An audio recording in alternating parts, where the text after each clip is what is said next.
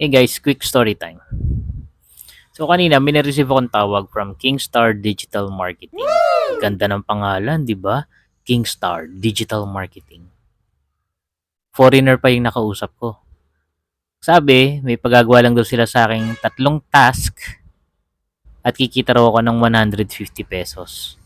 Ba, syempre, easy 150. Dahil sinampal tayo ng kahirapan, patol agad. Ang hindi nila alam, no, habang kinakausap ko sila, nagsisearch na ako sa phone ko ng mga tungkol sa digital star marketing na yan. Okay.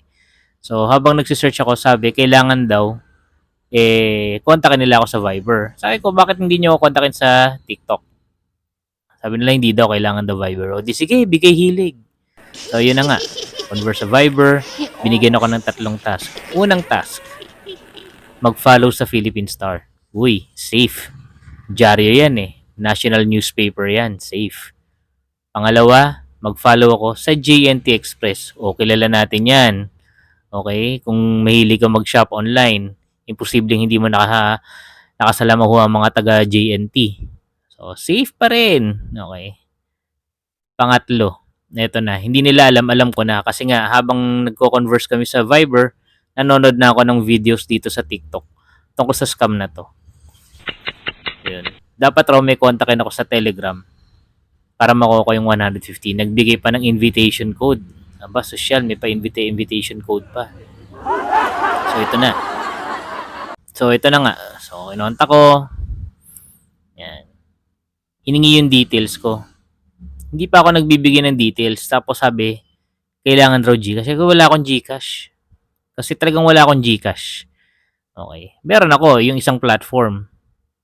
Pero wala akong Gcash. Sabi, sige po, bank account details nyo na lang po. Aba, magaling. So, dun pa lang, red flag na. Pero sa totoo lang, wala naman akong balak ituloy yun. Kasi nga, habang nagchat-chat ako sa Viber, sa Telegram, nanonood na ako ng videos tungkol sa scam alert na to. Okay? So, let this be a lesson learned to everyone. Oo, 150, easy 150. Fa-follow mo lang yung task na yun. Ang masama nito kasi, padadamahin ka lang nan. Okay? Pag lulong na lulong ka na, kumikita ka ng 150 dyan, 200 dyan, 300 dyan, bigla kang aalokay ng parang investment nan or another page at doon ka pwedeng mawalan ng pera. Tandaan nyo, August na, ilang araw na lang, Burr months na, magsisimula ng Pasko sa Pilipinas. Okay? So please, be very careful, huwag tayo magpadala sa maliit na halaga. Okay? Kaya nyo pang kitain ng 150 sa ibang bagay, huwag kayong magpa-scam. Or kung gusto nyo, hanggang 150, kung kaya nyo pigilan ng sarili nyo. Okay? Pero if I were you, hindi ko papatulan yung mga yan. So remember, pag naka-receive kayo ng call from Digital King Marketing or Digital Star Marketing or whatever, please be very, very careful. Yun lang.